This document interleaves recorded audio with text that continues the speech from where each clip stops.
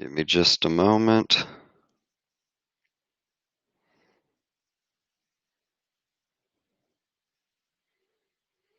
While everyone joins, hope you're enjoying Thursday night football.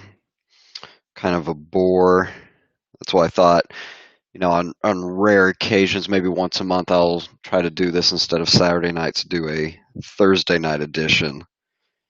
Because I'm just not interested in this. And someone asked, I've seen a lot of people complain about Thursday night football and the matchups, but to be honest, when it's probably the best thing for the NFL to do is to play some of these shitty teams on a night where they will have the nation's undivided attention if they want to watch sports.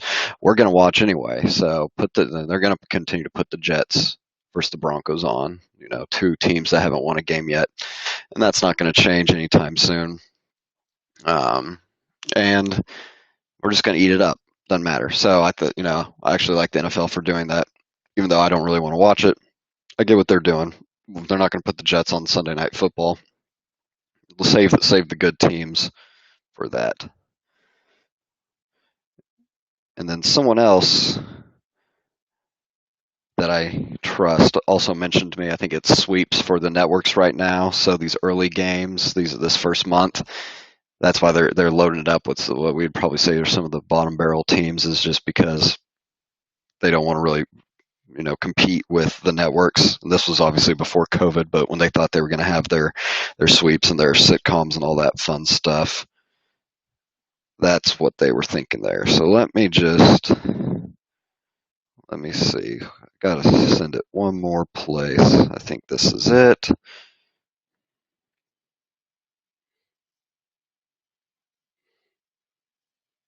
Oh, I already sent it there.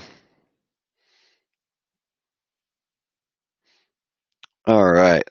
So let's get started. Welcome to War Room After Dark. This is not Duck Hodges. Follow me on Twitter.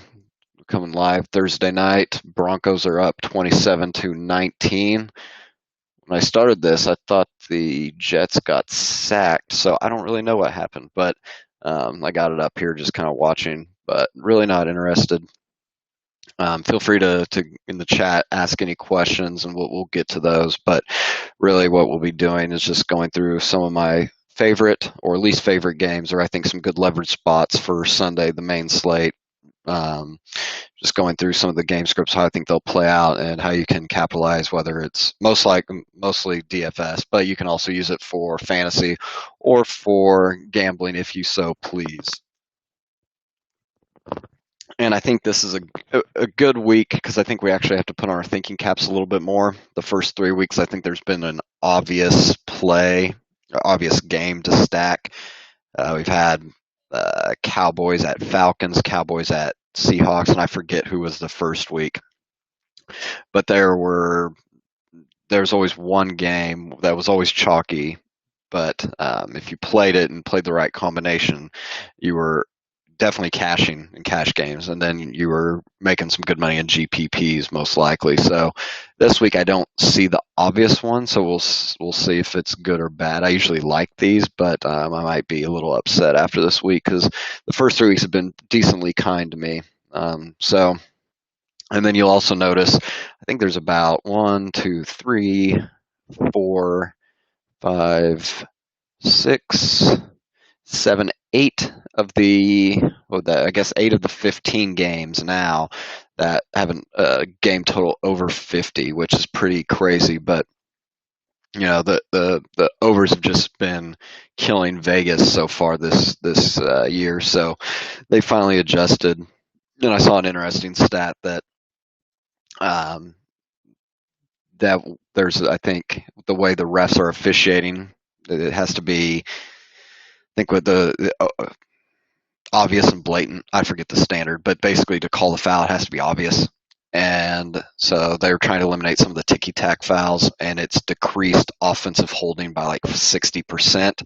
And so obviously offensive holding is like a drive killer, 10 yards, and a momentum killer. If you know, how many times is your favorite team or you're watching a fantasy team, throw a long bomb and then all of a sudden it's called back for holding. And it just destroys the momentum. So that's a big part of it. Looks like there was a pick six that Pierre Desir, who's been picked on all game, and that's his second interception. Okay, this game's actually getting entertaining.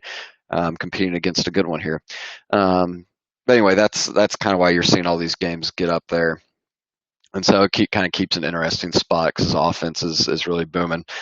Let's jump into what I think maybe are some of the, let's see, where some of the good leverage spots. If you're just looking, because a lot of people just look at the game totals and think, okay, we can play all the dudes from these games, and especially when there's 8 on the slate, not so much. So one of the ones. Let's start with the New England Patriots at Kansas City Chiefs.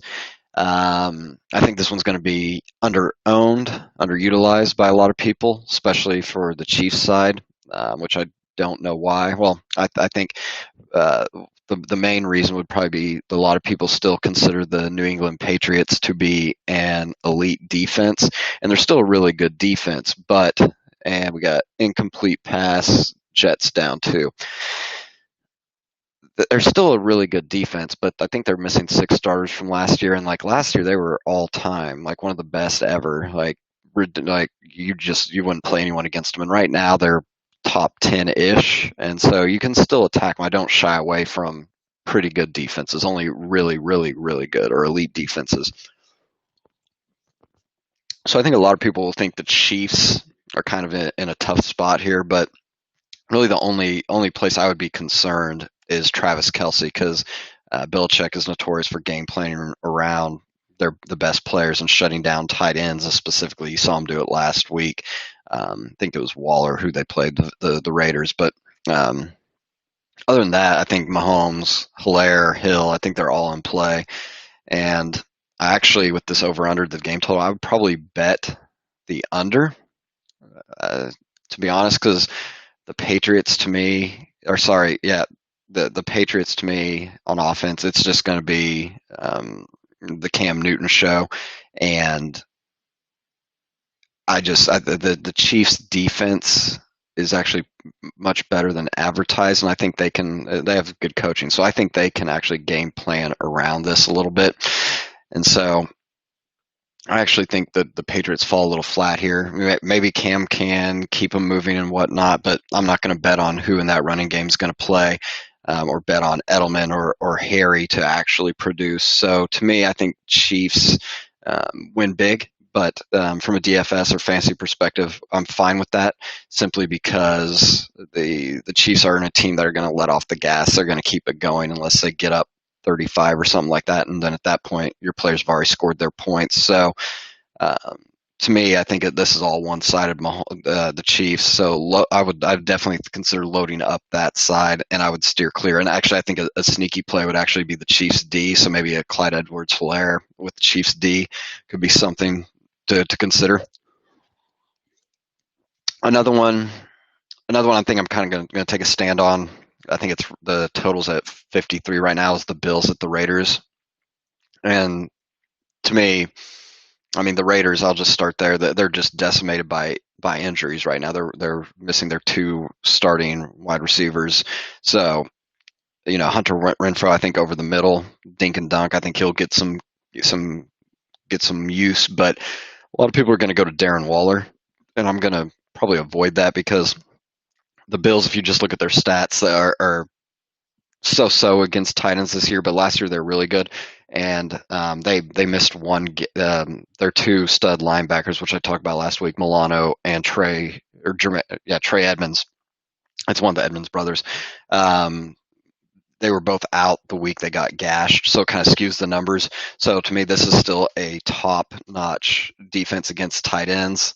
And the Bills are what I think is a well-coached teams, which to me, when I think of well-coached teams, what I'm thinking about is that they will game plan around stopping the best players, or game planning to attack a weakness if we're talking about offense. So to hear I think Darren Waller is going to be popular.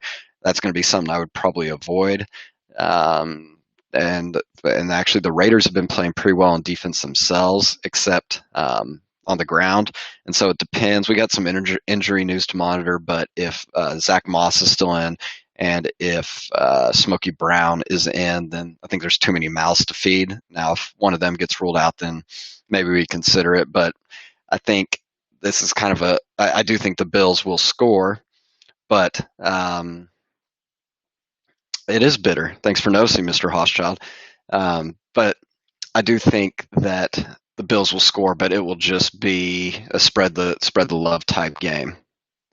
So let's go to since Mr. Hochschild, my number one fan, I know he loves the Saints. Let's go to their game real quick. They are at the Lions, and a lot will depend on if Michael Thomas is playing, obviously. But Alvin Kamara, I'm going to assume Michael Thomas is out. Alvin Kamara, you've seen him in prime time the last 2 weeks. He's going to feast. I think he's going to do it again, regardless if Michael Thomas is out. But if he's not playing, you see what they do. He carries the ball 10 times, he catches 10 passes, and he just needs a couple jukes, a couple missed tackles, and he's going to the house.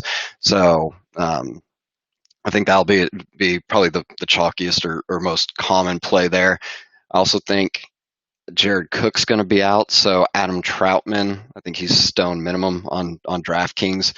That'd be probably something to really consider there. Oh, Melvin Gordon just got upended. I do think Adam Troutman could be sneaky. I'm not going to really trust the other receivers outside Michael Thomas. And someone asked earlier, would I play Michael Thomas if he's in? Yeah, I would. He's just too cheap on DraftKings, and I know high ankle sprains. I think that's what he has is something difficult to sometimes overcome. But if he's playing, he's playing. The Saints, to me, they don't need to rush him back. So if he's in, that means he's low risk of re-injury and is almost healthy, because obviously they want to win the division and get the bye. But with 7 playoff spots up for grabs now in the new playoff format, at 1 and 2, they don't need to push the panic button or anything like that. They're in fine shape, especially in the shitty NFC South. Only Tampa Bay is really going to be competing with them after the Falcons have tripped over their dick the last couple of weeks. And then obviously on the bringing it back, this is a team total of 54. It will be something to, I think, Stafford to Hawkinson would probably be my favorite kind of stack there, their connection. I did see that Marshawn Lattimore is questionable. I think that was today. So something to monitor. Kenny Galladay is someone I'm kind of interested in. Jets just picked it off again. Holy crap, Denver's giving this away. I'm going to have to end this before the game's over so I can see what happens. I think Kenny Galladay's a decent play regardless, but if Marshawn Lattimore's out, then he becomes a really, really good play. And yes, Chuvak, this is about football, American football. I think the game of the week from a fantasy perspective to me is the Minnesota Vikings at Houston Texans.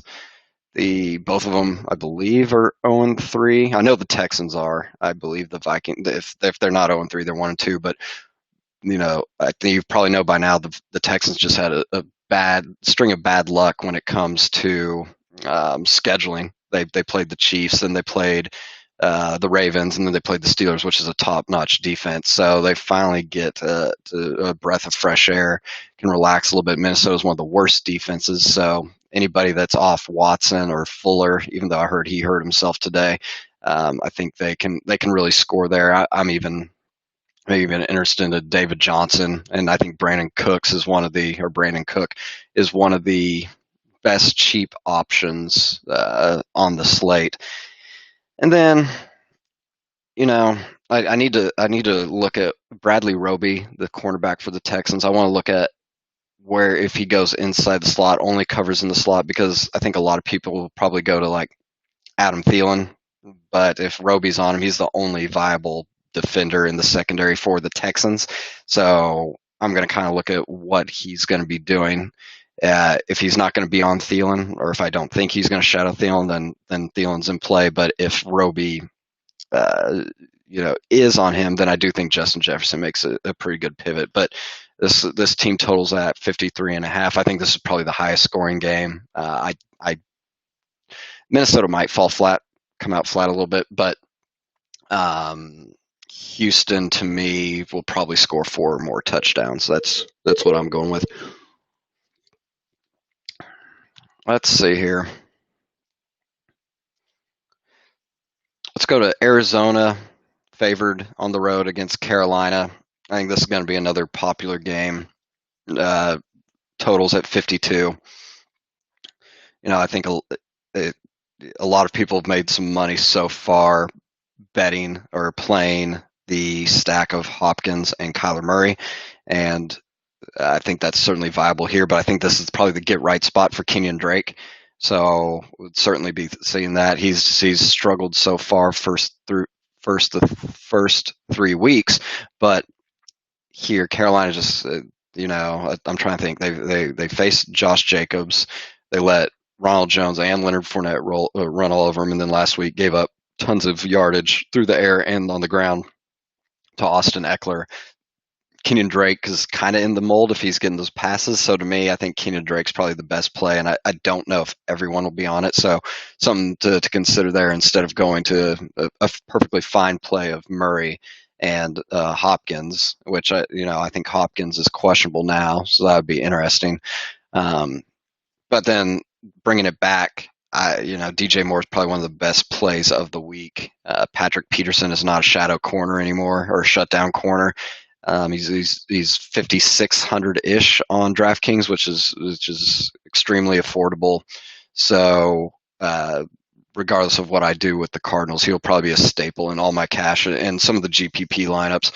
And I'm trying to think. Mike Davis proved me wrong last week. He's still not good in my opinion, but he's getting the Christian McCaffrey looks, which means he's getting the catches out of the backfield. He was actually getting more than CMC was this early on this year, so it's enough to buoy his production. I don't think he's like a going to be a GPP takedown where he scores like 35 points or something like that, but I think he's like mid 5,000, so he can easily get to 15 points or something like that, and he can pay off if you need the savings. That's something interesting. I'm just scanning this. I know Thursday we don't have all the injury news, which puts us at a disadvantage. It's kind of just like a wait and see type thing. But to me, there's really no glaring obvious plays right now. I think Renfro cheap is one. Maybe Brandon Cook cheap.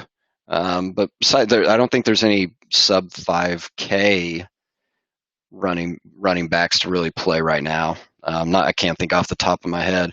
Maybe something opens up there. I said the Vikings and the Texans were my favorite play. I might have gotten a little bit ahead of myself. I do think Seahawks and Dolphins. That's probably that's going to be the most popular play, and it could be mine as well. I do think I'm not going to try to overthink it. I'm definitely going to have shares of this one. I do think the classic Russ Lockett and DK Metcalf that just makes too much sense.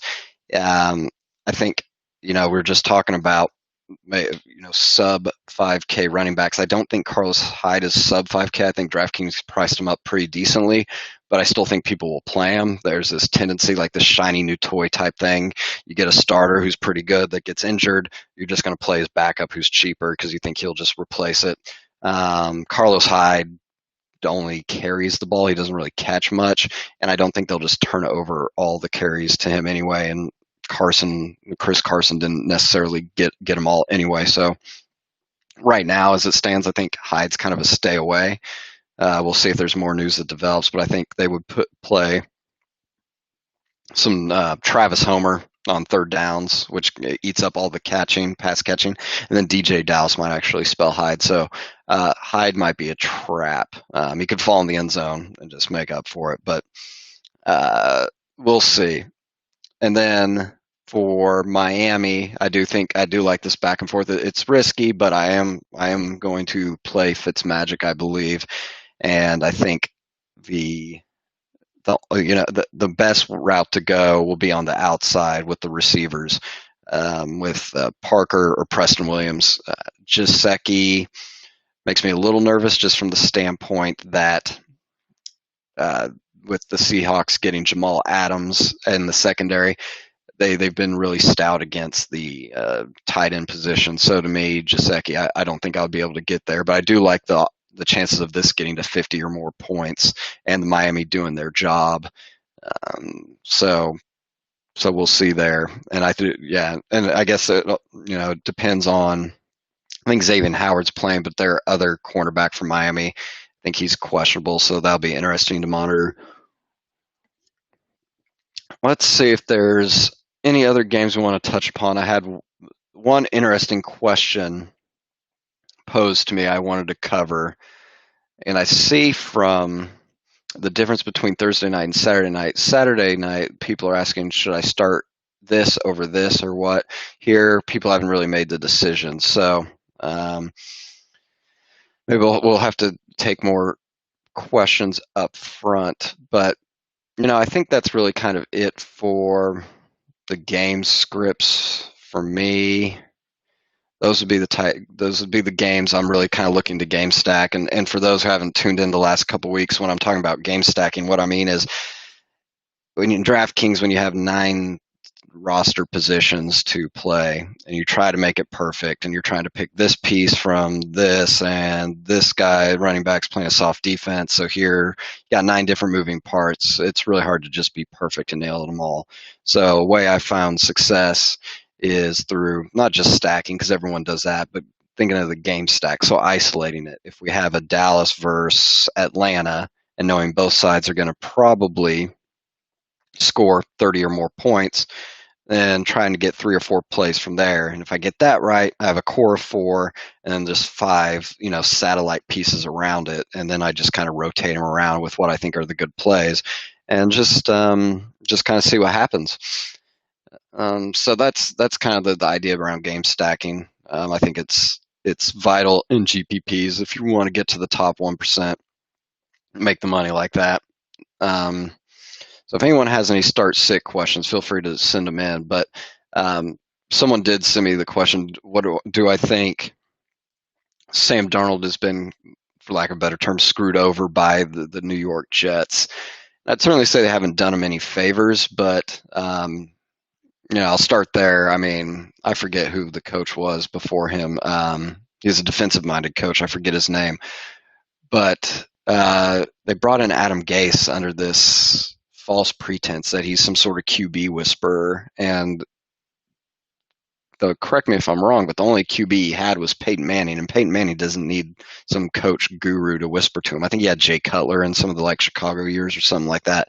Maybe that's where he got his name. But to me, Gase was a bad hire for Sam. They didn't do him any favors. Gase is the type of coach that just likes to control the clock, slow it down. His reputation is far different than actually how he plays. To his credit, he actually had some decent years by standards in Miami. I think he got him to 8-8 or 7-9 each year, which I think their talent pool was a little less than that. But he's just not going to let Darnold flourish. And as I say that, Darnold, they've got a field goal. They're up 1 with 6 minutes left, but he's not letting Darnold flourish or learn or do anything at the line, like call audibles. He's just babying him, and the front office hasn't really put him in the best position with talent or anything like that. They've had one of the worst offensive lines the last couple of years, and their wide receiver core bottom 5 as well. So you can't really say. They brought in Le'Veon Bell, which he's just a shell of what we thought he was. So that didn't help anything. And now they have all this cap money tied up with him. So yeah, Sam Darnold's in a bad place. So the Jets definitely didn't do him any favors, but at the same time, great franchise type quarterbacks, they can elevate the people around him, and Sam has not shown that. So maybe in a better circumstance, Sam could be a decent starter, middle of the road, 15th best quarterback instead of 29th best.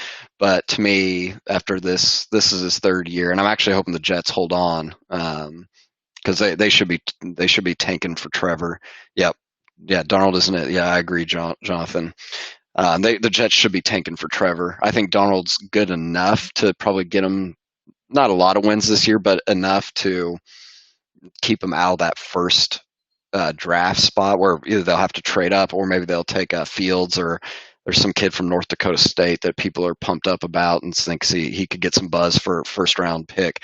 Um, but Darnold, to me, this isn't. I mean, he's lost his shot here. I think this is his final year, unless he just turns around drastically. But what I've seen on tape just isn't it. It was a good run from him earlier. That was pretty cool. But he also was taking like 7 sacks, and um, he just doesn't have it for me. He just hasn't elevated the teammates around him. So I'm sure Trevor probably wouldn't mind going there instead of Jacksonville. I don't know where Trevor would want to go. The big lights of the Jets, but I mean the Jets. What are they doing? Everyone they've drafted decently. I saw the on TV. They had the graphic. I think since 2015, only half their players are still on the roster of draft picks, and the two that made the Pro Bowl, Leonard Williams is with the Giants. They traded, and Jamal Adams they traded. Obviously, they got 2 first-round picks for Jamal Adams, which could be decent, but they need to get into full blown rebuild right now. Kind of do what the Browns did, collect assets, or the Dolphins do. Just tank, try to grab Trevor, and then you'll have like 3 or 4 first rounds or second round picks, high picks in the next couple of years, and just surround him with talent. I think their offensive tackle they've drafted this year, Becton, for all purposes I understand is grading out really well. So they may have hit something there, but yeah, hit hard reset, start building from the ground up with Lawrence. If I'm them, get I get Sam Darnold out of there. But yeah, that's really it. But do I believe in Daniel Jones so far? So as this ripping guy goes down, oh, they threw a flag, bailed him out, either a hold or they got a face mask. Can we circle back in 3 weeks? What I've seen so far, and I knew this would happen. If you looked at the Giants' schedule, they had a tough first couple of games, and people drafting in like season-long fantasy, or if it was like dynasty, whatever, you kind of knew Daniel Jones was kind of getting some buzz as like a sleeper, but you knew if you're trying to like start him early on, you're going to be in trouble because he was just. I know they play the Steelers. I forget who else they play, but they kind of had a buzzsaw of a schedule. So he kind of showed a little bit in his first year, but he also made like a ton of mistakes. Like he was good for like a fumble every game and then some interceptions, which are rookie mistakes. Maybe you can improve upon that. But right now, I haven't seen much to show me. Kind of my opinion, since we're talking about this and we haven't gone too long or anything, when it comes to like trying to draft a franchise quarterback, what I want to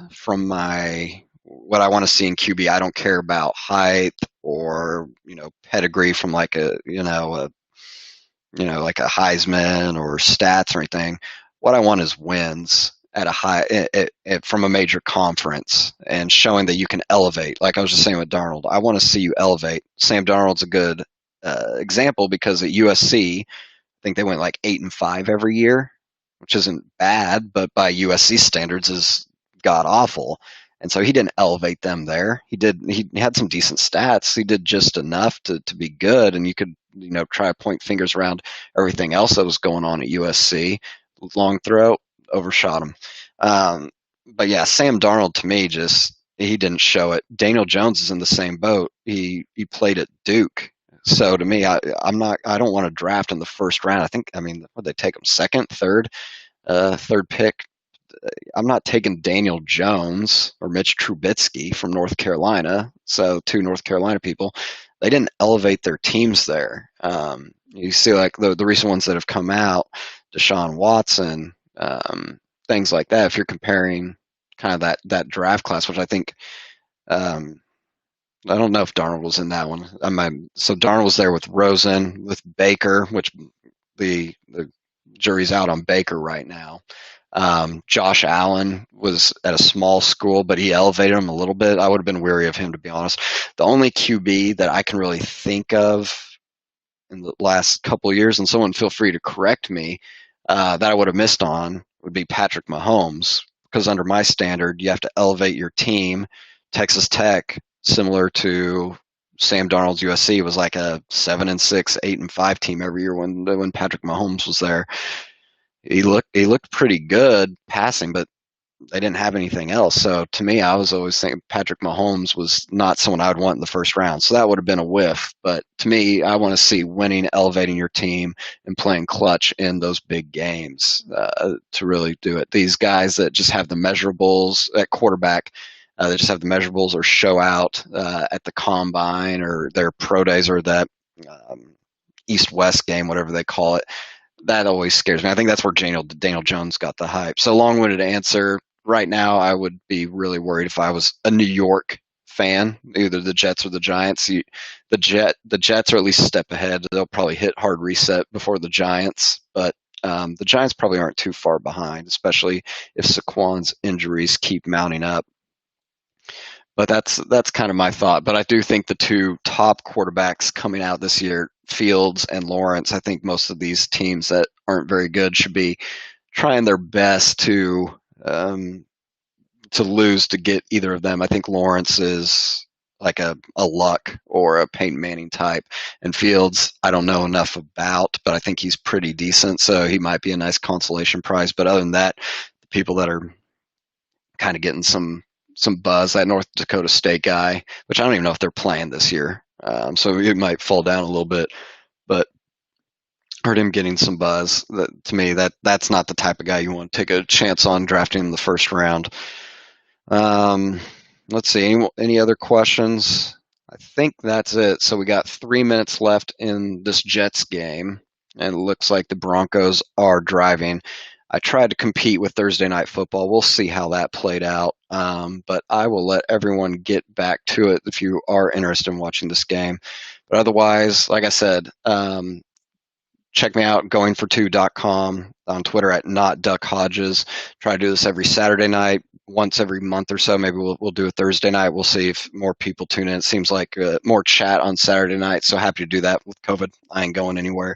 So we'll see. But other than that, good luck this weekend. On my Twitter, I'll update any injuries, thoughts, things like that. And otherwise, take care, everyone.